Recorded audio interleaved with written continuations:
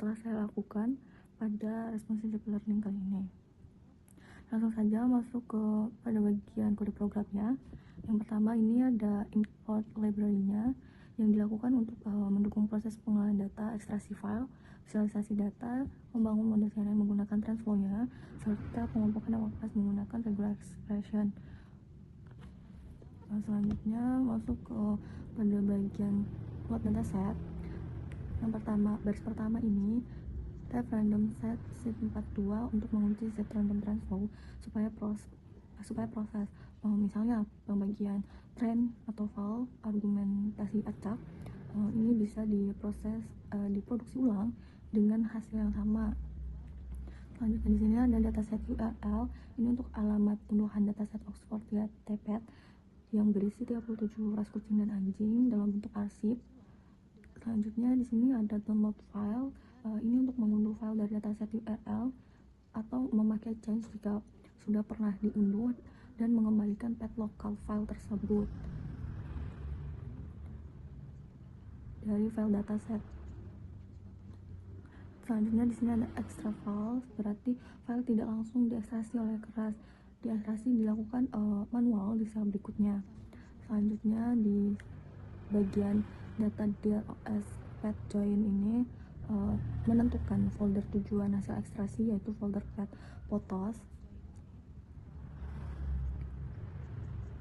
yang sejajar dengan file tar.gz yang diunduh. Selanjutnya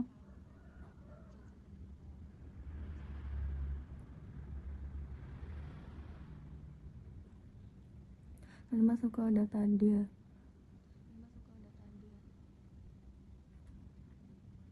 Selanjutnya masuk ke data dir os path join ini menentukan folder tujuan hasil ekstraksi, hasil folder dari path photos ini yang sejajar dengan file tar.gz nya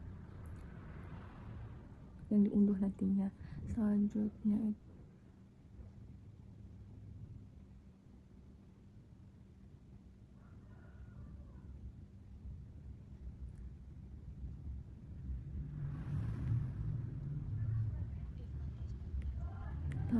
itu masuk ke if not ospath exit ini, ekstraksi hanya bisa dilakukan sekali jika folder sudah ada dari run sebelumnya. Proses ekstraksi dilewati agar tidak mengulang kerja yang sama. Selanjutnya di sini ada tar open dan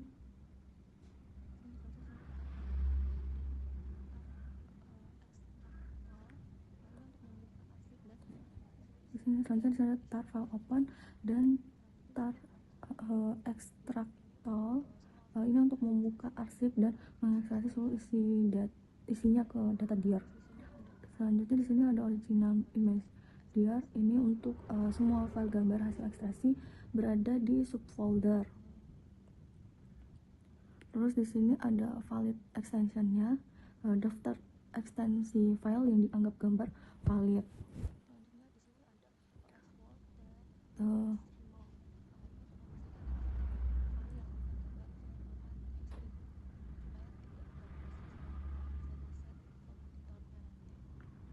Selanjutnya di sini ada OS World dan OS Remove. Ini untuk membersihkan dataset dari file yang bukan gambar, misalnya format txt, supaya tidak mengganggu proses image dataset from dictoring-nya nanti.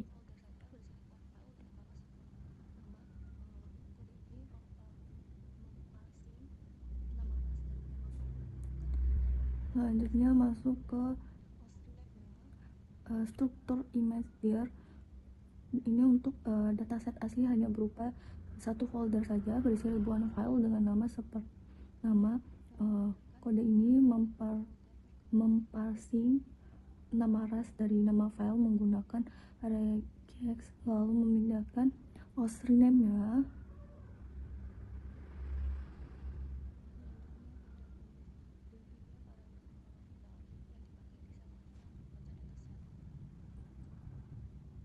lalu memindahkan tiap gambar ke folder per kelas.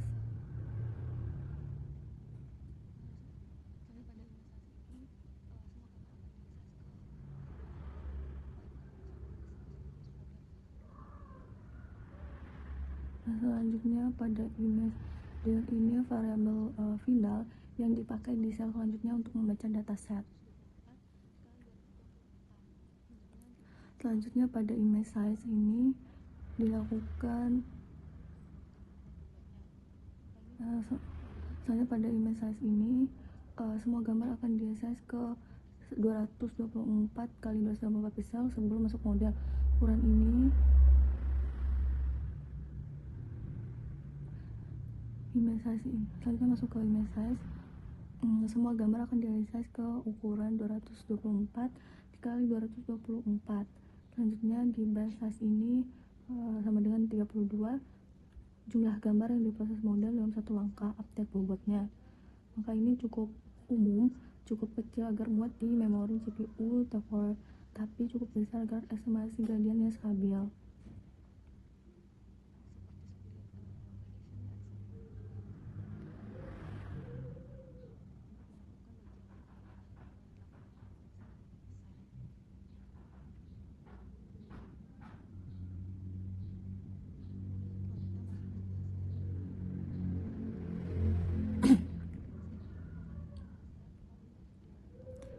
Selanjutnya di sini ada image dataset from internet. Ini ada 2 kali untuk train dan tes membaca gambar langsung dari struktur folder dan otomatis membuat label dari nama folder seperti split validation ya. Di sini ada 0,2 untuk menentukan bagian mana yang 80% dan 20%.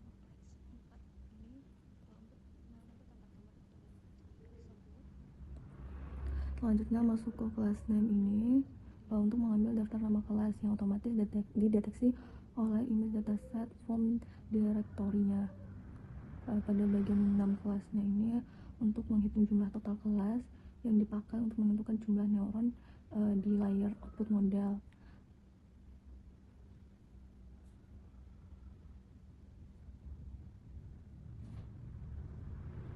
Selanjutnya ini masuk ke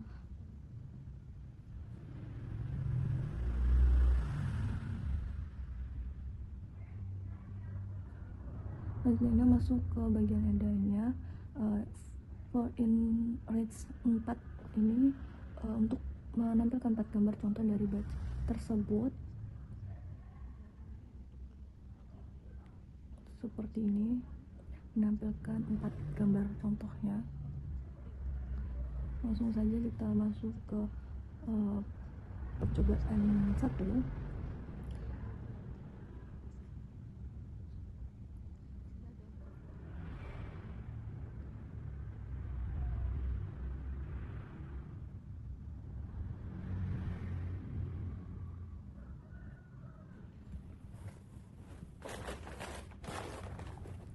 Pada percobaan langsung saja masuk ke percobaan 1 dan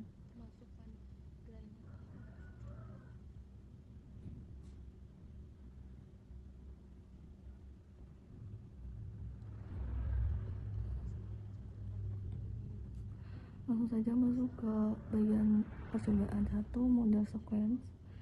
Ini untuk rangkaian layer yang hanya aktif saat training, saat interface atau evaluasi layer yang otomatis aktif. Tujuannya membuat variasi data secara acak di setiap epochnya sehingga model lebih robust dan tidak mudah overfit ke gambar training persisnya.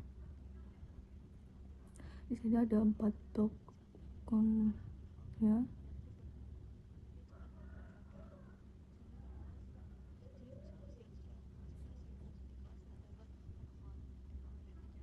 Di bagian layer ini terdapat 32, 64, 128 dan 256 filternya.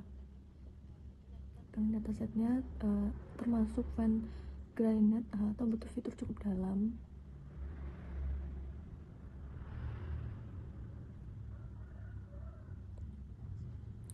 Lalu ada rescaling 1/255 ini untuk menormalkan nilai pixel dari rentan 0 ke 255 menjadi 0 ke 1.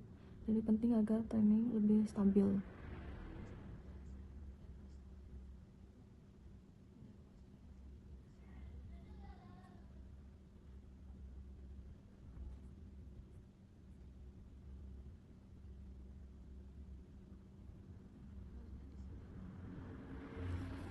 Selanjutnya masuk ke model compile. Di sini optimizer Adam, algoritma optimasi Adam di pilihan default yang adaptif dan umumnya cepat konvergen.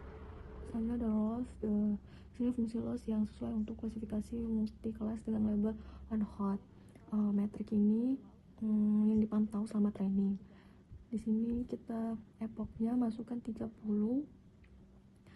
jumlah putaran penuh melewati seluruh data training dinaikkan dari baseline biasa karena adanya augmentasi membuat proses belajar butuh lebih banyak epoch dan konvergen.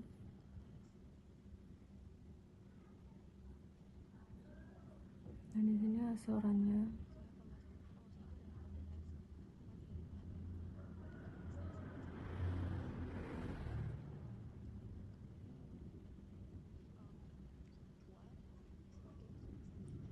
Ini untuk lihat histori akurasi dan loss,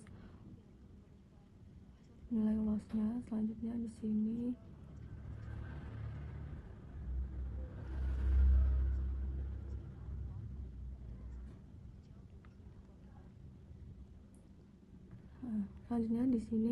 untuk histori, objek histori ini hasil dari model field untuk menyimpan nilai akurasi, file akurasi, loss, falasnya di setiap epoch dalam bentuk list.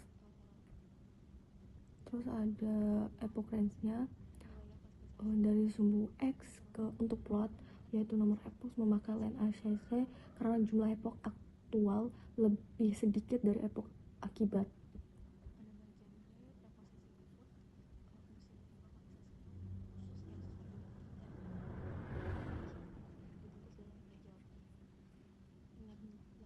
Di sini ada model evaluatnya.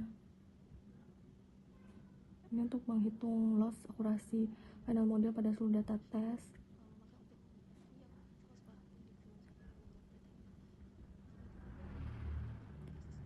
Hasil evaluasi pada pertama lossnya itu ada 15,35 dan akurasi ada 11,10%. Lanjut ke percobaan kedua, ini menggunakan model PreTrained MobileNet V2 sebagai feature extractor, lalu ditambahkan classifier head descent sesuai arsitektur dasar soalnya.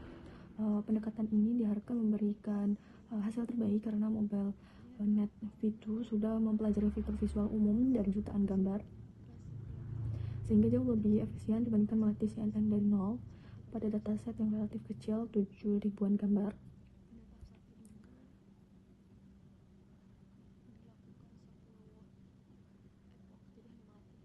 Di sini ada tab keras aplikasi ini membuat arsitektur MobileNet V2 beserta bobot hasil training di.